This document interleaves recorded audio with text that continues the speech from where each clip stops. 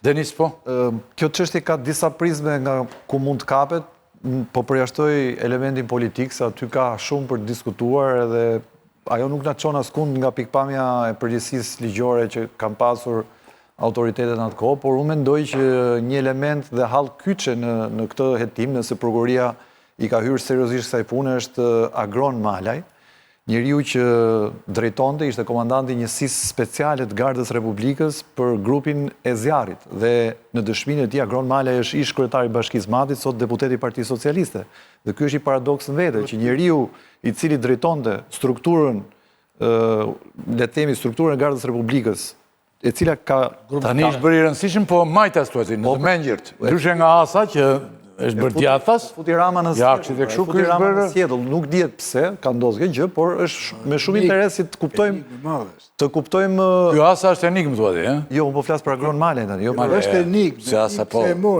Ka ngel të akshi mendja aty edhe se e mori. Jo, unë s'punoj të akshi. Jo, mund nga që the që ka qenë. Po fut po tani mua, hajde të futim një këtij thuaj. Punoj unë të akshi po më çuan, po nuk ka problem. Akshi sa punë bën. Rama që i akuzoi. Akshi kam i qartë shpesh. Akshi me këto tendrat e le ka saktë. Rama që i akuzoi ato e mori dhe bëri deputet.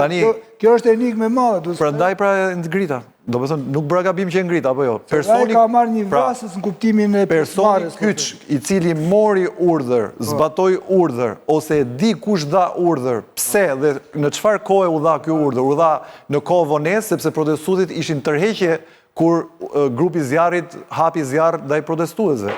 Pra njeriu i cili është kyç sipas meje, që duhet zbardhi të vërtetat e kësaj ngjarje është Agron Malaj. Agron Malaj i cili ka marrë detyra të rëndësishme. Të merret dhe të zbërthehet në pikpamjen komplet të tërthort, prerazi vertikalisht dhe horizontalisht. Pozicionit akuzës, jo para studio. Në studio çfarë do bëj? Ne nuk kemi U fleta në studio. Pse ndaloni ta në studio? Në kuptimin që të zyrtarizohet dëshmia. Të drejtën e ka ta thotë në studio. Të dhënat. Jo, sigurisht. Të dhënat na çojnë që ky njeri është pikë kyçe për të kuptuar se si ka vepruar në kohë vonesë, në kohë reale, apo me urdhër apo pa urdhër grupi që hapi zjarr ndaj protestuesve.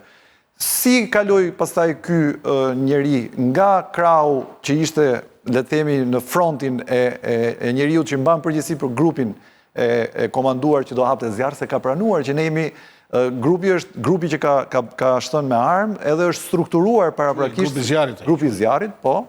Pra këta kanë bërë stërvitje për të shtënë me armë zjarrin nëse do ishte nevojshme. Pra ka padur një skenar paraprak që i paraprinte, si me thënë, situatës sepse ka padur indikacione që protesta do ishte e dhunshme, ashtu siç ndodhi praktikisht. Pra këtu pastaj veprohet në një mënyrë tjetër dhe në kontekstin e kompleksit politik që kishte Berisha për 97-ën e tjerë, për atë që ka thënë disa herë që unë po t'isha vetë me snajper, 4 snajper, i 5 do isha unë, do merja Edi Rama në shenjë, apo jo? Nuk duhet i harrojmë disa element që... Dhe ka thënë po erdhe prap i tha Rama? Po, kështu që në këtë kontekst, sipas meje, një njeri i cili çuditërisht ka kapërcyer Ilberin dhe ka kaluar në krahun e Edi Ramës, quhet Agron Malaj. Në kontekstin politik, nëse Spaku vërtet dëshiron që të krijojë një puzzle real të pastër të kthjellët për ngjarjet e 21 janarit, duhet të thrasë edhe Edi Rama. Sepse Edi Rama ishte organizatori i protestës. Duhet të thënë. Po patjetër. Si Edi Rama nuk e di se ç'a ndodhi aty. Edi Rama nuk e di kush u vra, si u vra. Po aq më tepër që ky ishte informacion personazhi që përmendet ti, është marrë dhe është graduar. Eksakt, pra. Atëherë nëse do shtrojnë tryezë, nëse unë do isha prokuror me aq sa unë kam njohuri dhe eksperiencë në kontekstin e jurisprudencës. Po patjetër që nuk je prokuror se ku dihet në këtë botë. Po, ç'ë duhet. Edhe mundet. Nese, po doja të thoja që... Jo, ka shumë drejt pra. Palët pyete për Berishën. Po unë e shtrova çik më të gjerë. Po mos e hap më të gjerë se xhirohemi shumë dhe kemi edhe 2 probleme të tjera. Po janë 2 faktorë të rëndësishëm që pa bashkëveprimin e tyre nuk do ndodhte 21 janar. Jemi okay pra. Por unë e kisha pyetjen aty ku ta preçi.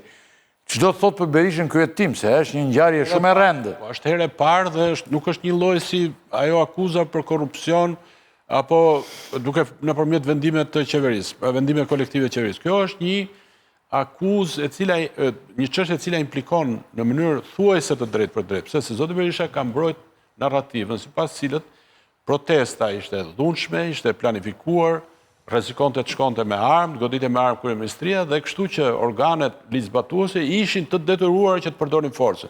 Madje ai thot kanë zbatuar ligjin. Tani, në momentin kur ai thot kanë zbatuar ligjin, kur ai i ka mbrojtur zinxhirin e komandimit të këtyre forcave ligjzbatuese, duke mos i dorëzuar në dyert e prokurorisë që hetoi aso kohë. Ai tani duhet shpjegoj si është zbatuar ligji. Kush e dha urdhrin zbatohet ligji, se shpeshherë edhe në atë Berisha mund ndihmonte më shumë nga të gjithë këto tani. sigurisht, po ama kjo është se kush e ka nuk është si çështjet e tjera, dhe kjo është arsye pse ai mendoj unë po përpiqet të fitoj kohë, thotë jo nuk kam marrë thirrjen e tjera. Antoni dhe e ikim nga këtu për të kaluar në një pjesë tjetër shumë të rëndësishme. Unë besoj që janë 4 veta të paktën që e dinë se kush e ka dhënë urdhrin. I pari është Berisha që e di të paktën kush e ka dhënë urdhrin, se pa mundur që I pari është Berisha thoni ju. në atë situatë mos sa di kush e ka dhënë urdhrin. Ruzim Basha i dyti, Jusni Burgaj dhe Agron Kuliqi. Isha në drejtori përgjithshëm i policisë. Urdhrin për të hapë zjarr. Po. Urdhër për zjarr, se ajo është. Po ku zjarr ku, se kjo është e rëndësishme. Po pra, zjarri në turn për rasim, nëse zjarr, shiko, zjarr me vishek manovre pati dhe momente tjera aty Ishte në ajër që shua. që ishte me vishek manovre në ajër. Por zjarri mbi turmën, në ato moment kur thot preshi që kur protesta po shuhej, aty kishte mbetur ras gjysmë as një pakicë e vogël njerëz. Hedh valla aty Ishte të reqe. Ishin trequr gjithë dhe s'kishma asnjë gjë. Kur ishte kulmi ata përdorën gazin e qiellës. Se kemi qenë gjithë aty. Problemi është që këta të katërt e dinë të paktën minimumi se kush është personi që ka dhënë urdhrin. Ta 4 personazhe. Dhe si dëshmitar, katër emra. vjen. Pastaj përgjegjësia ligjore, politike dhe morale është tjetër çështje, po këta të katërt e sigurt që e dinë kush ka dhënë urdhrin. Kush ka dhënë urdhrin, në mos është njëri nga ata të katërt.